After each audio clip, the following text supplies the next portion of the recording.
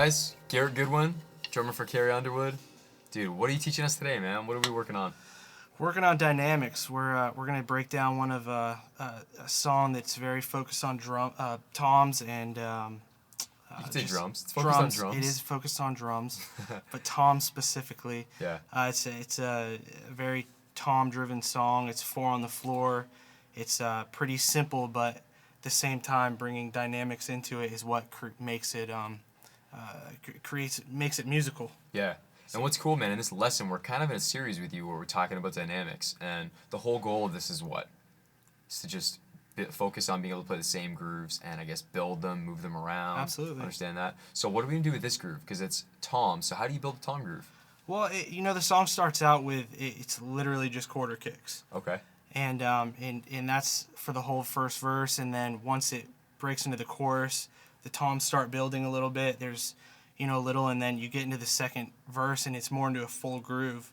Right. And then it just grows and grows and grows. And, the bridge is more of it's just all-out rock at that point, and then it comes back into about as big as you can be on toms. Dude, very cool. Okay, so why don't you give us the first groove that breaks away from the kick drum groove? Okay.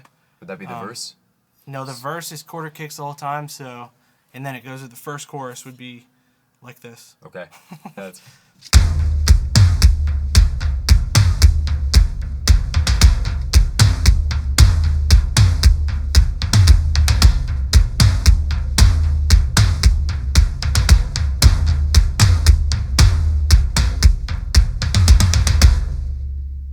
Okay, so for anyone listening, including myself right away, some of those accents might sound a little bit random. I'm assuming you're following either the bass player or the vocal.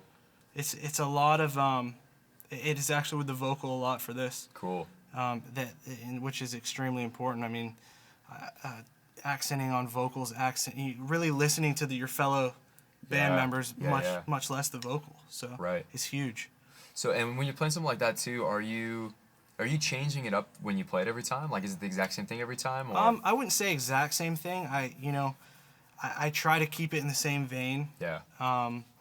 I do, there's I think certain things every night, when you start playing every night, you kind of start to change it up a little just to keep it interesting more than anything. I think me more than other drummers, I like to play it safe. Okay. Cool. I like to know that I can do it. I'm not going to try to pull something off if I know I can't do it. I should take some tips from that. And it might seem boring for me. What I do when I try to change it up, I'll take a tom away for the night. Cool. I will literally just remove that tom for the whole show, and I'm like, this is going to make me think completely different. Cool. So your fills are going to end up coming out different, and then you can also implement that once you bring the tom back in. It kind of makes you think a completely different way. So if you guys want to play it safe, like Garrett Goodwin, you simply take away more drums when you're in front of 20,000 people. That's how you make it. That's it, man. That's how you play it safe. Simple as that. Cool, man. So with this, I mean, if you had one drum, actually, for fun, this is a dynamics lesson. Let's say you had to play that same section with one drum. Okay. Go. Yeah, absolutely.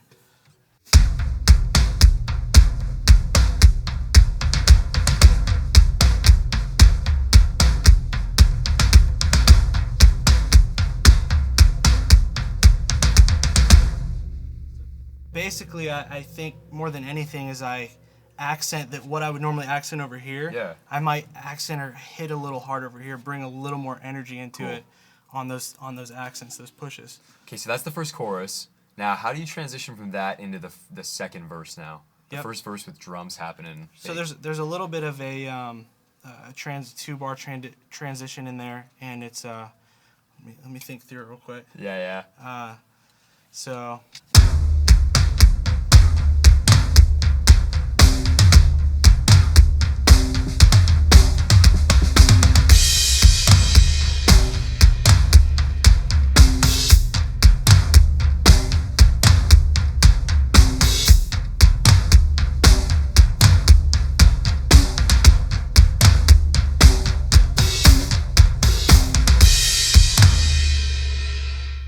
Okay, so that's our entire transition coming out of the first chorus. We've got that little turnaround, backbeat on the 3. It's like a halftime backbeat. And then you've got that snare fill. Can you just play that one section again? I'm putting you on the spot, and we should warn everybody, you probably alternate that. You probably play that a little bit different all the time, right? Yeah, absolutely.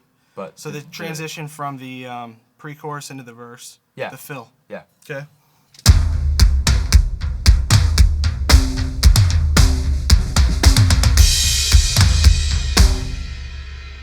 Again, like you said, I will change it up a little, but it kind of has the same feel every time, the same, lands in the same spot, obviously. Very cool. So that's just setting up that next section, and then again, so that part's probably a little bit bigger because you're playing some drum fills, and then that second verse comes in, and we're gonna sit with the groove, still pushing along. It's kind of just chugging along like a train, it's moving, but it is a little bit tucked under, right, for that second verse? You know, actually, believe it or not, for the second verse, you add the snare in. Right. So it brings it up a little, which normally you would say that you kind of bring it back down there.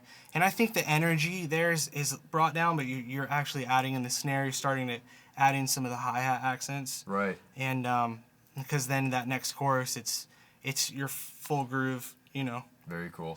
So really, this is cool because what's happening with this song, whereas most songs are kind of like your hills and valleys, right? This song's a lot more gradual. Absolutely. It's always building. So far we haven't stopped building. That's right. Yep. Where is the second verse going to take us? It just straight into the chorus? Is there a pre-chorus? Yeah, back into the chorus, no pre-chorus, and then into a bridge. Cool. Do you want to demo some of that for us? Yeah, absolutely. I'll do a little of the second verse and then a little of the chorus, and I'll go into the bridge. Awesome.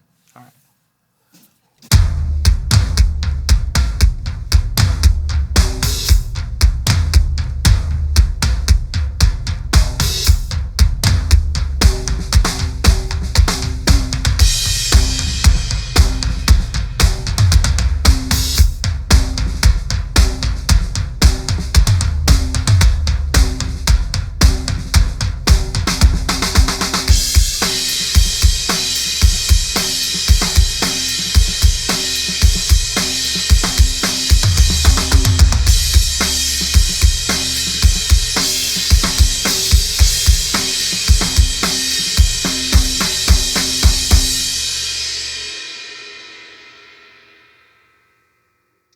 That was kind of the verse into the chorus. I shortened the chorus and then right into that bridge, which is all out. Yeah.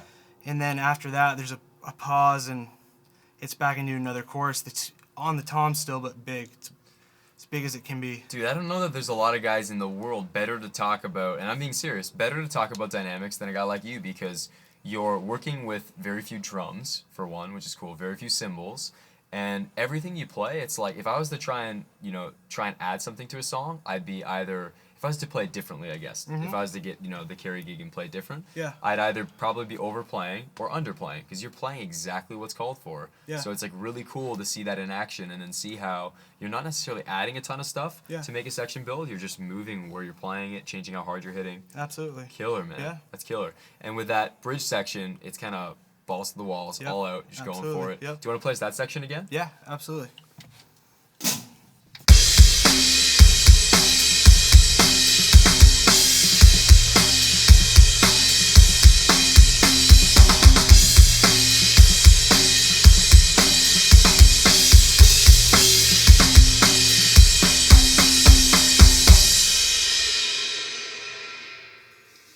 Man, I love that build that you do at the end. The way the kick drum's actually, like most people, including myself, I'd probably want to blast the kick, but you're steady on the quarter note pulse there, which is really cool. Absolutely. Dude, killer. Awesome. Any other tips for, a song like this where we're building? I mean, what mindset do you put yourself into to think, okay, I don't want to overplay? Yeah.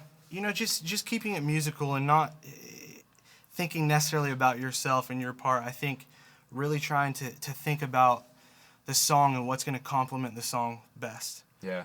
And even you can take that into the fact of volume-wise. If you're in a setting where it's a smaller venue and you're just going all out because that's what it calls for, you got to bring everything down here and then build it to here instead of here and bring it out to here. So very cool.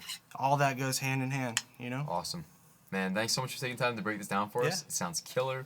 And that's great advice. I'm already thinking about my own playing, the songs I play, and how I can incorporate this dynamic in, right? Yeah. So this thought. Do you want to just one more time play the verse groove, break it, because that is probably the craziest section in terms of what's going on with the toms. Do you want to play that verse groove one more time, the second verse? Yep. And then we'll just go straight from that out of this lesson. Cool? Cool. Perfect. Done deal, man. All right. Make it happen. All right.